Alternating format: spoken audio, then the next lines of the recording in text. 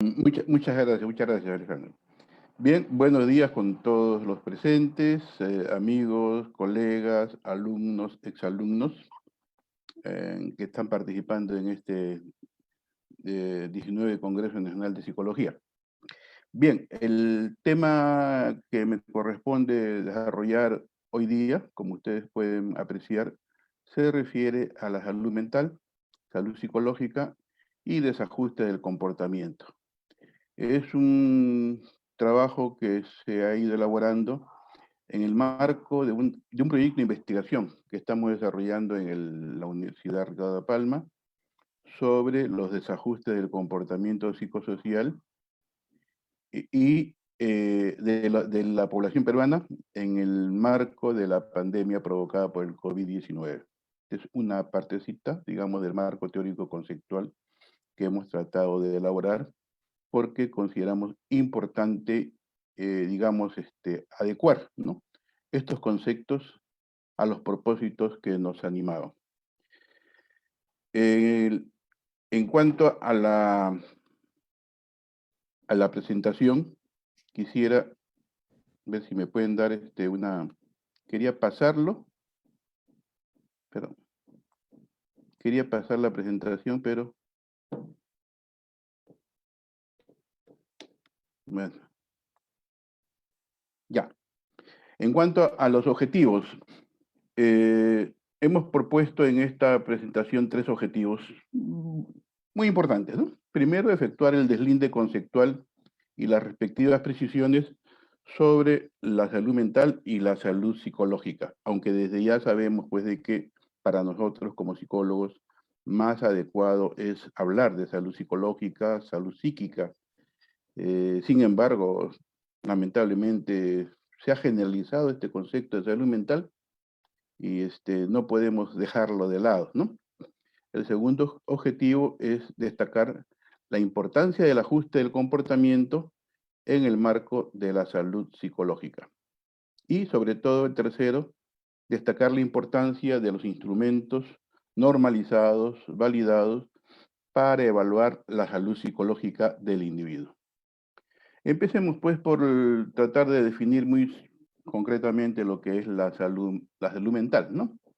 Como recordamos, esta palabra que viene del latín salud, saluti, que es equivalente a salvación, salve, saludo. O sea, cuando uno saluda prácticamente le está deseando una buena salud física y psicológica, una estado de situación de bienestar, de sentirse bien, ¿no? Que es digamos, lo más genérico que se puede entender por el concepto de salud en general.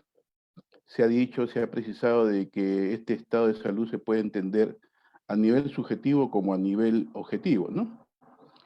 A nivel subjetivo, ¿no?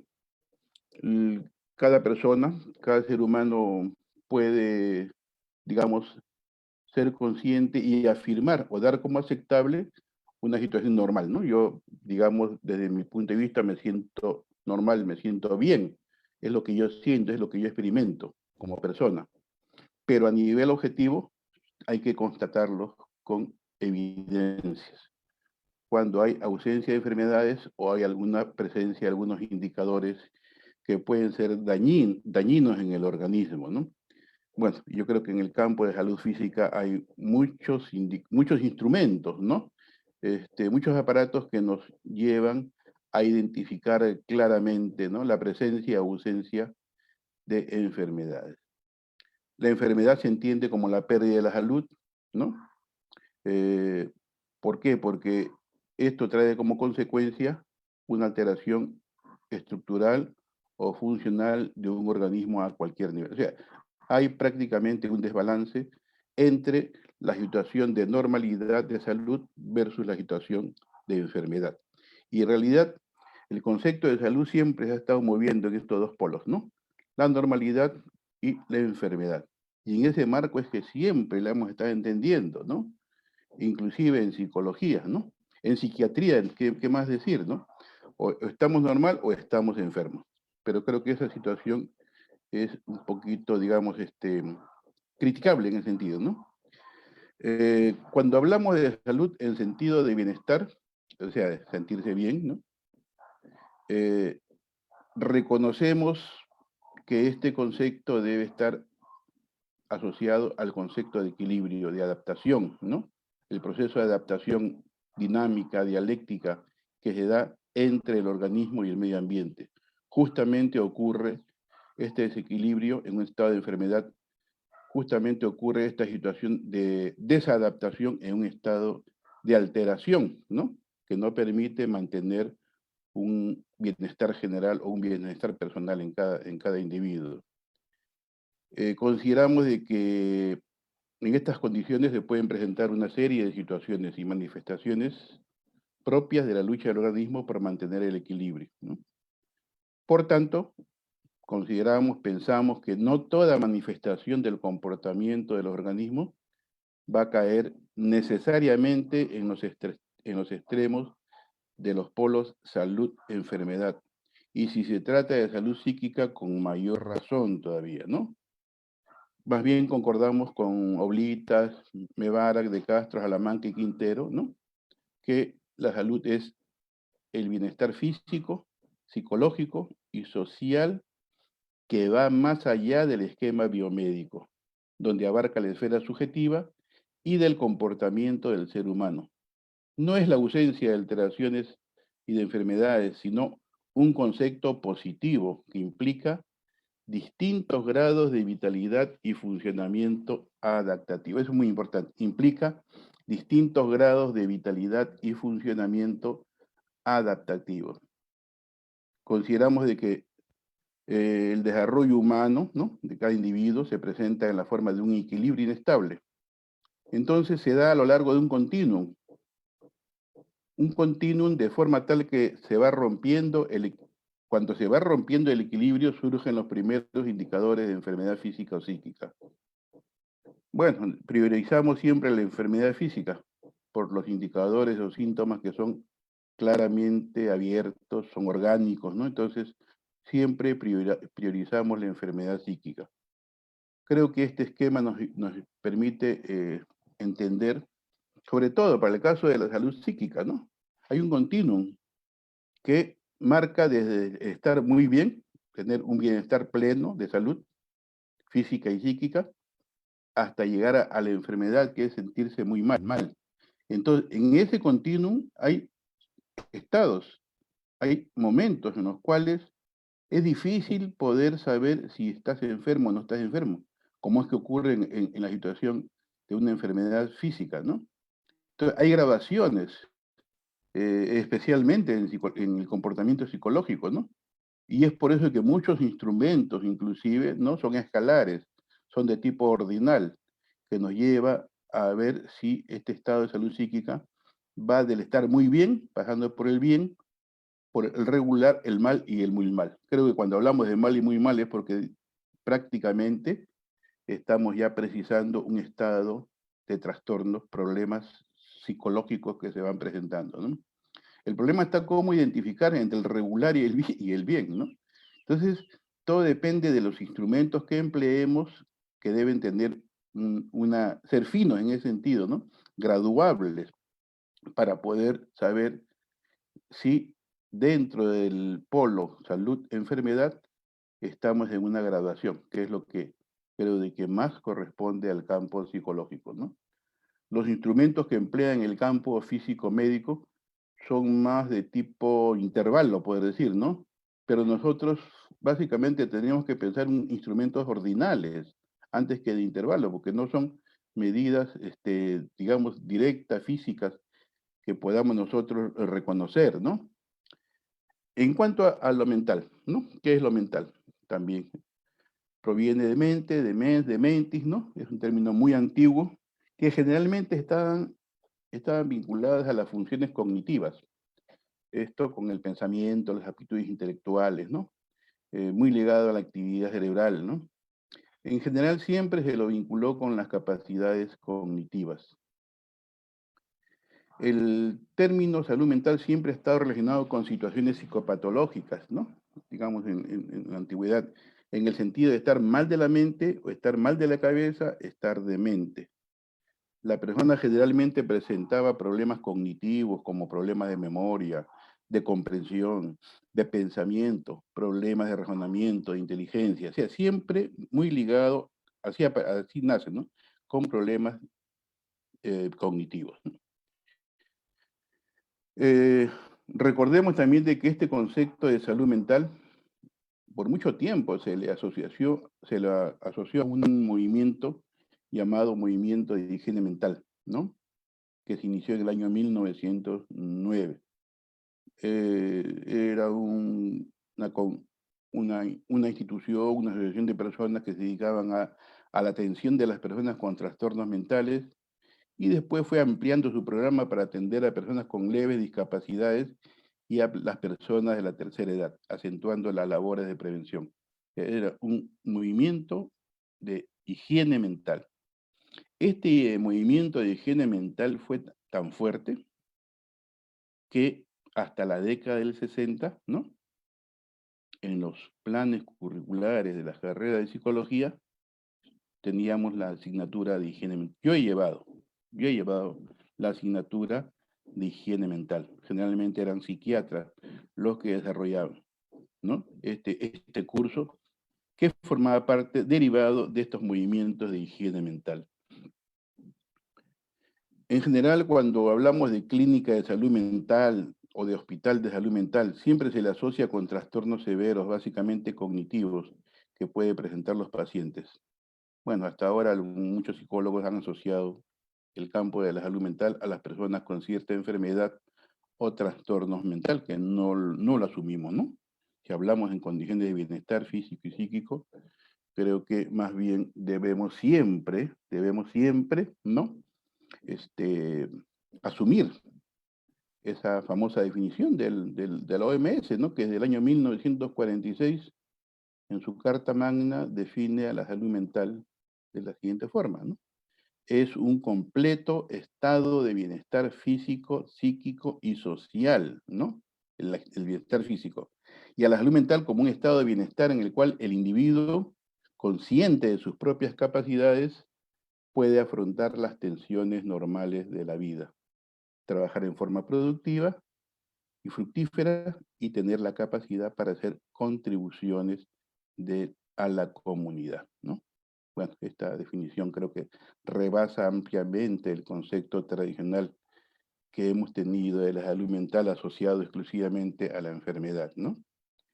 Concordamos con Bevarak y otros cuando afirma, esto es importante, no existe una línea divisoria rígida que separe con precisión a la persona mentalmente sana de la que no lo está. Existe toda una gama de grados de salud mental y no hay una característica singular que pueda tomarse aisladamente como evidencia de que se la posee. De otra parte, tampoco la ausencia de uno de esos atributos puede admitirse como prueba de enfermedad mental. Más aún, nadie mantiene durante toda su vida las condiciones de una buena salud mental. Esa es la situación que tenemos nosotros que contemplar en el caso de la psicología, ¿no? ¿Qué entendemos entonces por salud psicológica o salud psíquica, no? Cuando hablamos de psíquico, de psicológico, nos referimos a los procesos y las propiedades tanto cognitivas como afectivas, ¿no? Que se organizan en el ser humano durante el proceso de su desarrollo y que al final va a conformar un sistema de propiedades psíquicas de carácter biopsicosocial. Como sabemos, todo este conjunto de procesos y propiedades integradas van definiendo a la personalidad de la persona, del individuo, ¿no? Organizando capacidades, cualidades. Eh, para nosotros, entonces, considerando que el término salud mental es un término totalmente sesgado al enfoque de enfermedad, totalmente sesgado al aspecto cognitivo, intelectual, ¿no? Del pensamiento, preferimos referirnos más bien en general, y debemos hacerlo así, ¿no? Como salud psíquica o salud psicológica de la persona, ¿no? Sabemos de que al desarrollarse la psicología científica, se va alejando de la concepción tradicional de la mente y destaca su objeto de estudio centrado en la actividad psíquica. sus procesos, propiedades, capacidades, tanto cognitivas como afectivas, ¿no? Debemos nosotros destacar a la psicología, sobre todo del punto de vista del profesional de la carrera, en su carácter promotor del desarrollo biopsicosocial. Desarrollo biopsicosocial integral del ser humano, su labor preventiva orientada a lograr el bienestar integral de la persona. Recordemos que la psicología profesional como tal se centra no solamente pues en la acción de intervención, tratamiento, sino especialmente promoción, prevención, evaluación y tratamiento o intervención de estos procesos y propiedades cognitivo-afectivas que se organizan y desarrollan en el ser humano como un sistema integrado, configurando la personalidad de los individuos, ¿no? Entonces, la función más importante del psicólogo es la promoción del desarrollo integral de la persona, ¿no?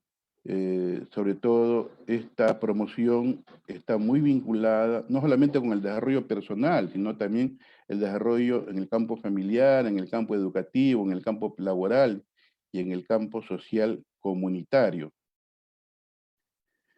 Se debe tomar en cuenta que el bienestar de todo individuo es un bienestar personal social, ¿no? Ya que el ser humano como ser social interactúa permanentemente con su medio social, por lo que la salud personal social puede comprometer la salud en la familia, la salud en la escuela, la salud en la comunidad y la salud en el trabajo. Cualquier desequilibrio en alguno de ellos puede causar un desequilibrio en la salud del individuo.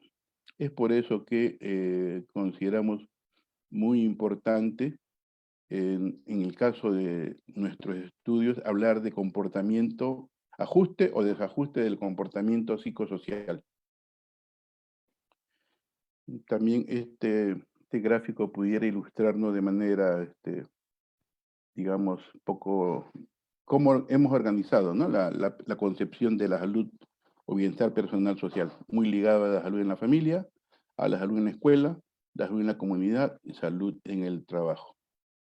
Considerando la salud mental o psicológica como bienestar psicológico, en consecuencia, en el trabajo psicológico que se realiza en los diferentes campos profesionales, sea educacional, laboral, social, comunitario o clínico, no se maneja la concepción de la salud mental como salud de enfermedad.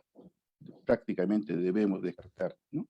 Sino más bien como promoción y prevención del bienestar integral de la persona, ¿no? La atención, la intervención es un momento posterior, pero primero es la promoción y la prevención, ¿no? Bueno, lamentablemente el término salud mental se ha generalizado tanto y es usado por reconocidos organismos nacionales e internacionales, ¿no? Hay documentos oficiales, normativos, entonces no podemos tampoco dejarlo de lado, ¿no? Bueno, tenemos que seguir usando, pero siempre advirtiendo en nuestros trabajos, en nuestros informes, ¿no? En nuestros ensayos que nosotros compartimos más bien los conceptos de salud psíquica, salud psicológica de los organismos, ¿no? Pero hay un problema en cuanto a la medición de la salud psicológica, que está muy vinculada con lo que estamos afirmando, ¿no? ¿Por qué? En cuanto a la salud física, hay instrumentos confiables, válidos, que nos permiten evaluar ciertos indicadores cuantitativos que delimitan lo normal de lo no normal, entre comillas, ¿no? Por ejemplo, tenemos instrumentos, aparatos, herramientas para medir presión arterial, claramente, pulso, niveles mínimos y máximos de azúcar en sangre, índice glucémico, cantidad de glóbulos rojos, cantidad de glóbulos blancos, temperatura, índice prostático, entre otros, ¿no? Son indicadores cuantitativos obtenidos con instrumentos altamente válidos y confiables, que le permiten al médico llegar a un posible diagnóstico, ¿no? En el caso de la salud psíquica se hace más difícil marcar los linderos entre lo normal y lo no normal. No obstante, basarnos en las manifestaciones del comportamiento de la persona. Y aquí es entonces cuando uno se pregunta, ¿cuáles son los instrumentos psicológicos normalizados que proporcionan indicadores cuantitativos para los siguientes rasgos de cualidad de la persona, de cualidades, ¿no? Por ejemplo, para estrés, hay un documento único normalizado o algunos que pueden usar de ansiedad, para depresión, para desesperanza, para intolerancia, para agresividad, resentimiento, o rasgos positivos como autoestima, resiliencia. Bueno, hay una diversidad, pero justamente esa diversidad no nos permite, pues, identificar una clara medición uniforme, ¿no? Con criterios uniformes. Por consiguiente, se presenta la necesidad de contar de manera permanente con instrumentos válidos, confiables y sobre todo normalizados, sobre todo que sean compartidos por los psicólogos profesionales. Creo que al colegio de psicólogos le corresponde, ¿no? Esta función, este propósito de poder llegar a presentar y normalizar, ¿no? Este, esta situación que, como les digo, las investigaciones, los estudios, efectivamente, los psicólogos hacen diversos estudios respecto a estos indicadores, comportamientos, ¿no? Psicológicos, pero no hay un criterio uniforme, ¿no? A eso me refiero. Consideramos de que el ajuste psicológico es importante, ¿no? El concepto de ajuste psicológico es importante manejarlo, ¿no? Versus la situación de salud de enfermedad, el ajuste psicológico y la salud psicológica, ¿no?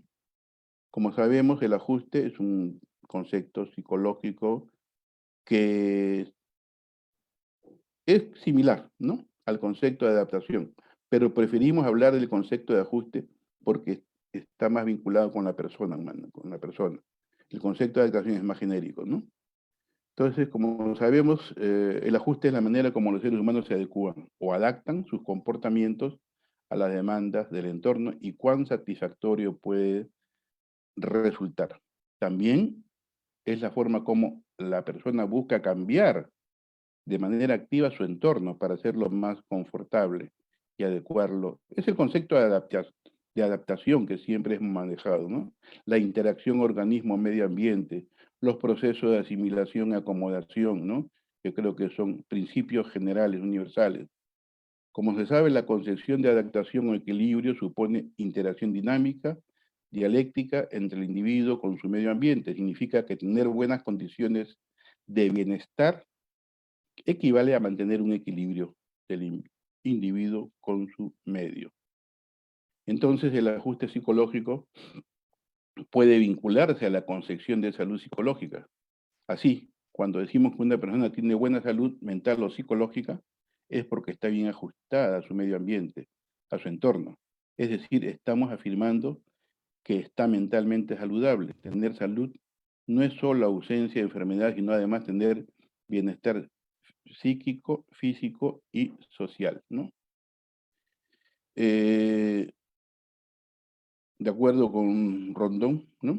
Dice que la falta de salud mental impide que las personas lleguen a ser lo que desean ser. No les permite superar los obstáculos cotidianos y avanzar con su proyecto de vida, y da lugar a la falta de productividad y de compromiso cívico con la nación. Como resultado, como consecuencia, aparece la frustración, la pobreza, violencia, junto con la incapacidad de desarrollar en democracia y de considerar el bien común. Entonces, cuando hablamos de ajuste psicosocial, consideramos comportamientos y actitudes que en las relaciones e interacciones sociales se expresan como cualidades que integradas pueden llevar a formar determinados rasgos o comportamientos biopsicosociales, ¿no? Muchos de estos comportamientos psicosociales son adquiridos bajo las leyes del aprendizaje, ¿no? A propósito, creo que como psicólogos siempre en toda nuestra actuación debemos recordar los grandes principios y leyes del aprendizaje, sobre todo aquellos que se adecúan al ser humano. Si bien algunos comportamientos pueden tener condiciones biogenéticas hereditarias vinculadas a la afectividad, al temperamento, pero se construyen y se logran de manera específica mediante el aprendizaje social, ¿no? Esto último se va formando y construyendo durante el desarrollo humano, desde la infancia, sobre todo debido a las influencias socioculturales. que gradualmente van incorporándose y pasan a formar parte de la personalidad del individuo, ¿no? Entonces, bajo las leyes del aprendizaje y del desarrollo humano, la educación de la personalidad y sobre todo aquella educación centrada en valores cumple un rol muy importante en la formación de los comportamientos psicosociales, los mismos que pueden presentarse en la forma de actitudes, de opiniones, de creencias, de sentimientos o como respuestas concretas ante situaciones de interacción social. Tenemos, por ejemplo, son indicadores de comportamiento psicosocial positivos, ¿no? El respeto, la honestidad, la tolerancia, la confianza, la cooperación, la generosidad, solidaridad, el altruismo, la resiliencia, el autoconcepto, ¿no? Por otro lado, lo identificamos como comportamientos negativos, ¿no? La agresividad, la deshonestidad, la desconfianza, la envidia, la hipocresía, la intolerancia, la mentira, el resentimiento. También caen dentro de los conceptos negativos la ansiedad, la depresión, la somatización, la desesperanza, el desajuste familiar, el desajuste sexual, ¿no? Entonces, yo creo que en la medida en que podamos identificar, ¿no?, estos grandes indicadores del comportamiento psicosocial, ¿no?, vinculados al ajuste, ¿no?, de la persona, podemos organizar instrumentos que exploren graduaciones del comportamiento psicosocial o positivo o negativo, o uno o otro, o los dos a la vez, ¿no?, para poder lograr establecer ciertos perfiles que nos permitan afirmar que a partir de tal indicador, de tal valor, efectivamente estamos hablando de problemas serios, efectivamente estamos hablando de trastornos serios, ¿no? Si nosotros aplicamos un inventario para evaluar ansiedad, depresión, bueno, podemos tener los valores medios, pero ¿cuándo podemos afirmar, pues, de que un grupo de la muestra está muy por encima, ¿no?, de estos valores medios, ¿no? Postulamos que muchos de estos comportamientos psicosociales negativos, ¿no?, sea solo o de manera integrada, cuando las condiciones se extralimitan, pueden llevar a trastornos psicológicos o comportamientos psicopáticos, ¿no? En la actualidad, en situaciones de pandemia que sufre nuestro país por el virus, el COVID-19, ¿no?, se considera que las condiciones de aislamiento por tiempo prolongado, las restricciones impuestas por el contacto social, así como la presencia del COVID-19, ha dado lugar a cambios en el comportamiento psicosocial de la persona, pudiendo dar pase a la presencia de comportamientos negativos o rumbo a situaciones de desajuste psicosocial, ¿no? Generalmente estas manifestaciones, ¿no?, las manifestaciones de alto estrés, por ejemplo, constituyen la mejor demostración del desequilibrio interno que puede estar experimentando la persona, porque junto con el estrés van a aparecer otros indicadores asociados, ¿no? Y ello nos va a permitir ingresar, ¿no?, a una graduación que vaya desde el ajuste normal a los niveles de desajuste psicosocial, ¿no? Hasta acá quería referirme a estos conceptos porque, como le decía al inicio, se ha elaborado en el marco de un proyecto que denominamos eh, desajustes del comportamiento psicosocial, ¿no?, de la población peruana ante la presencia de la pandemia provocada por el COVID-19, ¿no? Quiero brevemente referirme al instrumento, ¿no? No a la investigación, porque me parece que, bueno, la investigación lo hemos dividido en varios trabajos independientes. Uno de ellos ha sido el que ha presentado, creo, acá en el Congreso, el profesor Carlos Reyes, sobre la validez y confiabilidad del inventario de desajuste psicosocial, ¿no? Bien, lo hago, digamos, como un ejemplo para, digamos, pensar en la necesidad de tener instrumentos normalizados, validados, que nos permita comparar y estimar graduaciones, ¿no?, de situaciones de ajuste, desajuste psicosocial. Entonces, la experiencia realizada trata, pues, de la importancia de un instrumento validado para estimar niveles de desajuste psicológico en la población. Solamente voy a presentar lo más importante y rápido.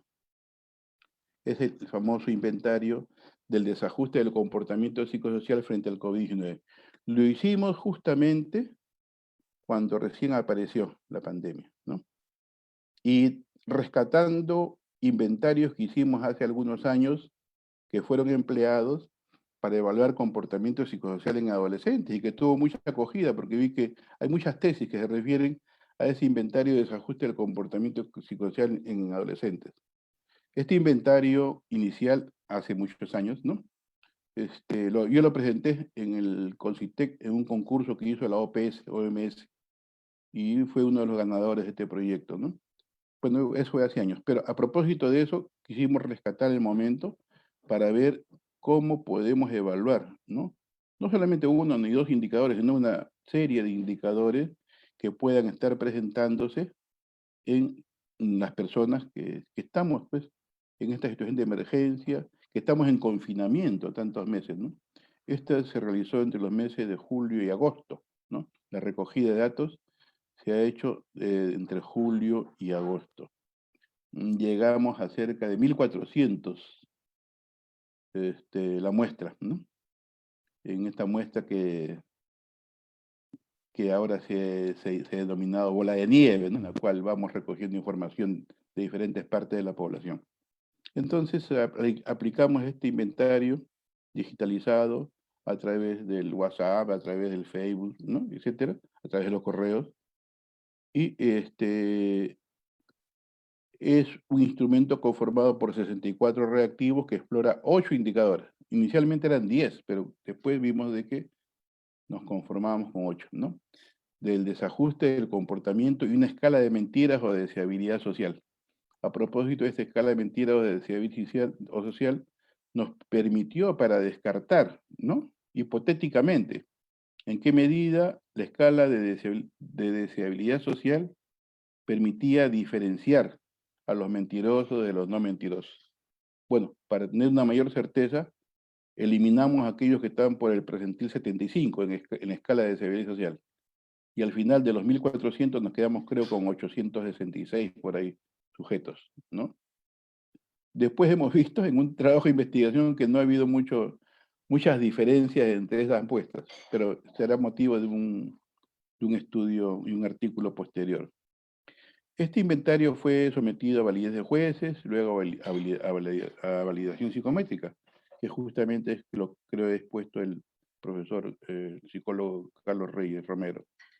Y el objetivo es identificar el nivel de desajuste psicológico de la población peruana en situaciones de pandemia generada por el COVID-19, ¿no? ¿Cuáles son los indicadores? Tuvimos en cuenta la ansiedad, la depresión, la somatización, la agresividad, la desesperanza, ¿no? La intolerancia, el desajuste familiar, los temores y la deseabilidad social, que en esta oportunidad lo tomamos como escala de mentiras. Bueno, aquí después comenzamos, no voy a abundar en esto, solamente presentarles, ¿no? Los conceptos que fuimos empleando para después convertirlos en ítems o indicadores. Respecto de la ansiedad, ¿no? Las características básicas que conocemos muchos respecto de las manifestaciones de ansiedad. Respecto de la depresión, de igual manera, ¿no? Las características más importantes que pueden manifestarse cuando en un estado de depresión que tiene la persona, lo que entendemos por somatización, ¿no? Por agresividad, por desesperanza.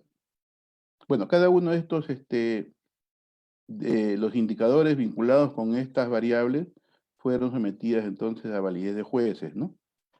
Para, bueno, especialistas, profesores especialistas del campo, que nos han permitido asegurarnos la validez del contenido de cada uno de los reactivos. El desajuste familiar y la deseabilidad social o, entre comillas, mentiras. Bueno, algunos han hecho investigaciones en torno a la deseabilidad social. No la tratan como mentiras, pero en este caso le hemos tratado como una escala de mentiras. Bien, esta es una estadística descriptiva. Fueron 883, ¿no? Fueron 883 al final. De los 1400 que tuvimos, eliminamos, digamos, entre comillas, a los más mentirosos y nos quedamos con esta muestra, ¿no? Entonces acá tenemos valores medios en ansiedad, en depresión, somatización, agresividad, desesperanza, intolerancia, desajuste familiar y temores, ¿no? Bueno, le hemos puesto en rojito aquellos indicadores que acusan mayores niveles, ¿no? De temores, desesperanza, ansiedad, depresión, ¿no? Y la mediana, bueno, como sabemos, tanto la media aritmética como la mediana son puntos referenciales de tendencia central muy importantes en la medida en que están cercanos, ¿no? Todos están cercanos, ¿no? Igual manera, la división estándar y el rango, vean el rango, el puntaje mínimo era 0 y el máximo 16, y los rangos nos indican una gran amplitud, ¿no? Una gran amplitud, a su vez gran poder de discriminación del instrumento para poder afirmar de que el instrumento no es sesgado, ¿no? En general, cada uno de estos indicadores tendían a seguir la curva normal de distribución. Claro, es que si la sometíamos a estadística, ¿no? Con el Kolmogorov y Smirnov, no salían, no salían significativas, pero no se trata de eso, sino la tendencia, la orientación, la frecuencia, la distribución de frecuencias. Y creo que estos valores son muy importantes para afirmar de que podíamos nosotros tener confianza, ¿no? En los resultados que efectivamente discriminaban grupos. Con este instrumento ya lo hemos asociado con otras variables que lo hemos estado reportando, ¿no? Lo seguimos reportando en conferencias, en congresos. Tuvimos un encuentro hace más de un mes, bueno, promovida por la universidad, en la cual informamos sobre los resultados de nuestra investigación con este inventario. Aquí hicimos un perfil de los indicadores del comportamiento desajustado, ¿no? Baremo presentil, ¿no? Confiamos más en los presentiles para poder actuar, ¿no? Donde los puntajes medios están ahí presentes, que está el verde oscuro, y los que están a partir de la línea roja del presentil 75, ¿no? Que ya Doctor, significa... disculpe, le Sí, quedan unos 5 minutos más, por favor. ya, perfecto, ya va a terminar, sí, ya va a terminar ya. Entonces, lo que están en la línea roja para arriba, prácticamente podemos afirmar sí, ¿no? Que efectivamente presentan más presencia de problemas, ¿no? De desajuste del comportamiento clínico. De este grupo es que debemos nosotros preocuparnos para efectivamente hablar de trastornos, problemas del desajuste. De los anteriores no, porque forman parte de la población, ¿no? Promedio, ¿no? Con sus niveles diferenciados, y entonces eso sería lo interesante, tratar de buscar instrumentos que nos permitan identificar qué poblaciones puedan estar por encima, por debajo, dentro de lo normal. Y es muy sencillo, ¿no? Para terminar, tenemos entonces acá los que están con el Q75 para arriba, ¿no? O sea, de 8 para arriba, de 8 para arriba, de 7 para arriba, en agresividad de 5 para arriba, desesperanza de 7 para arriba. Y vemos de que de los 883 sujetos, ¿no? De los 883, el 256 están por encima, ¿no? Altamente. 243 por encima, 271 en somatización, y así. Y abajo tenemos los porcentajes, ¿no? En general hemos visto de que de manera, digamos, normal, ¿no? Por las investigaciones anteriores hemos observado de que la población que sufre trastornos serios de comportamiento, de personalidad, están entre el 10-15%, ¿no? Y después se habló, algunos estimaban de que se estaba entre el 20%. Yo creo que esta información, estos resultados, más o menos ilustran bastante de que no están equivocados los que afirman eso, ¿no? Prácticamente hay un 20% de la población en promedio o más, ¿no? que está acusando serios problemas, ¿no? No normales, no promedio, digamos, ¿no? Sino serios problemas de trastornos del desajuste psicosocial, en ansiedad, en depresión, en somatización más todavía, ¿no? Agresividad, en desesperanza, muy asociada a depresión, ¿no? En intolerancia, en desajuste familiar y sobre todo en temores. Claro, la presencia de temores es importante. Bueno, esto es lo que yo quería presentarles y si tuviera alguna pregunta, algún comentario, yo muchas gracias por su atención y espero que les haya ilustrado este pequeño resumen del marco conceptual que nosotros tenemos en respecto a los desajustes del comportamiento psicosocial asociados a la salud psíquica o salud mental, ¿no? En general. Muchas gracias por todo. Correcto, doctor Sánchez. Sí, ya tenemos la primera pregunta y nos lo hace nuestra profesora Ana María Cosío y pregunta, ¿qué comportamiento o desajuste de la muestra evaluada fue la que más ha llamado la atención y por qué? Bueno, ya son resultados que hemos encontrado en trabajos, en el trabajo específico, ¿no? Hemos encontrado de que en general, bueno, y también yo creo que ratifica muchos trabajos, las mujeres presentan mayores niveles de desajuste que los varones, por ejemplo, ¿no? Los jóvenes y adolescentes acusan mayores problemas de desajuste en general que los de mayor edad, ¿no? Digamos, de los de 40 para abajo, hasta 18 años, presentan mayores niveles de desajuste, comparativamente con aquellos que tienen 40 o más años. En relación a la ocupación, ¿no? Vemos de que los profesionales que son dependientes o independientes presentan menores niveles de desajuste psicosocial que aquellos que madre de familia, amas de casa, estudiantes, trabajadores no profesionales, ¿no? También hemos observado de que en cuanto a temores, ¿no? A temores, ama de casa, estudiantes, ¿no? Los de menor edad acusan esta situación. O sea, hemos encontrado resultados muy importantes respecto de 8 variables que hemos asociado, ¿no? Con el comportamiento psicosocial. No hay muchas diferencias en cuanto a que son de Lima o provincias, por ejemplo, ¿no? No hemos encontrado grandes diferencias. No hemos encontrado muchas diferencias en relación, de repente, en cuanto a los temores, ¿no? La pregunta era si, en cuanto a temores, ¿no? Si había algún familiar cercano o conocido cercano que haya tenido el COVID-19, ¿no? Entonces, se formaron 2 grupos y entre ambos grupos no ha habido muchas diferencias en los 8 indicadores en general, ¿ah?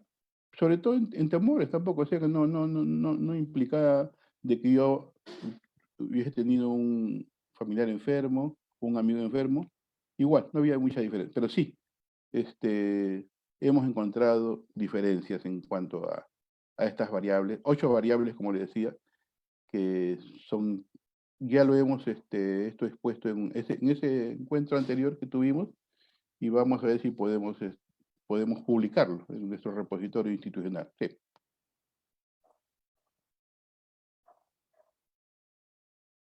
Correcto, doctor. Bien, la siguiente pregunta la hace Sandra Sanz Peralta y nos comenta, ¿la ansiedad y agresividad en niños y adolescentes se debe al uso inadecuado de la tecnología? Bueno, es algo que nosotros no hemos contemplado, ¿no? Posiblemente sí, ¿no? Como hipótesis podemos manejarla que sí, pero no lo hemos manejado porque este estudio está vinculado directamente con el COVID-19, ¿no? Con la presencia, el confinamiento, el aislamiento, ¿no? La pandemia, el estado de emergencia, todo ello, no hemos contemplado esto, pero pienso que por hipótesis puede estar ocurriendo ello. Correcto, doctor. La siguiente, bueno, no es una pregunta, pero es un aporte que nos hace María Rosario Ormeño y dice, es importante contar con instrumentos que permitan detectar a tiempo los problemas de salud mental. Efectivamente, yo creo que a eso nos dirigimos, ¿no? No se trata de emplear instrumentos que exploren enfermedad, sino niveles de desajuste que nos pongan en estado de alerta, ¿no? Que nos permitan prever, ¿no? Prever. Ese es el sentido. Por eso que yo afirmo de que debemos tratar de elaborar, validar, normalizar o estandarizar instrumentos que nos permitan gradualmente identificar a las personas que están desde ese estado de bienestar pleno, que es nuestro ideal, ¿no?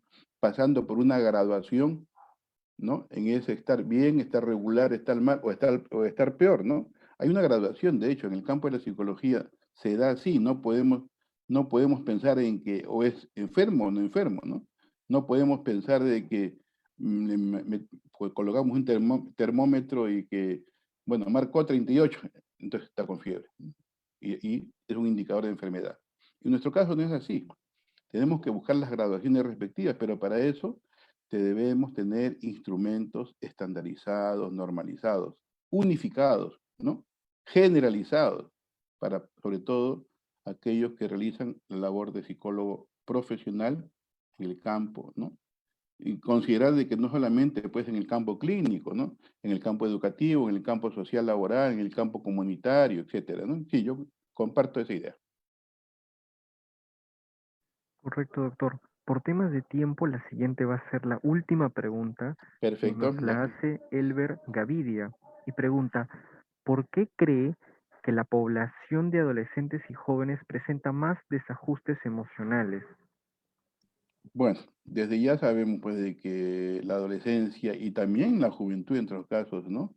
Son situaciones de crisis sobre todo ahora, cuando se presenta una nueva situación, se presenta una nueva condición, el confinamiento, ¿no?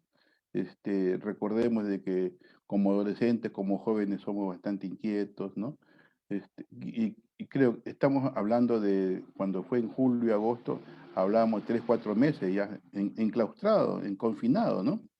Entonces, situaciones de que, por un lado, ¿no? De respecto de la actividad diaria, que varía en función a lo que siempre fue lo normal. De otro lado, respecto de sus expectativas futuras, ¿no? Recordemos también que el joven siempre ya está pensando en sus expectativas.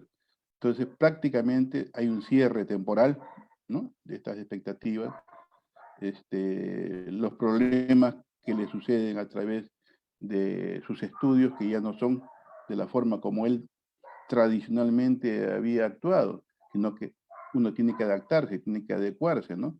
Seguramente que para ellos es más fácil adecuarse, ¿no? Pero de todas maneras son circunstancias, son momentos que provocan, ¿no? Mayores niveles de ansiedad, de estrés, ¿no? De desesperanza también, de depresión también me imagino que sí, ¿no? Que es lo que saca. Entonces, aunado a las situaciones de adolescencia y juventud caracterizado por periodos críticos del desarrollo, las condiciones del momento, que ya no es un momento, ya estamos pasando más de 8 o 9 meses, agudizan, ¿no? Esas situaciones de ansiedad que puedan estar mostrando.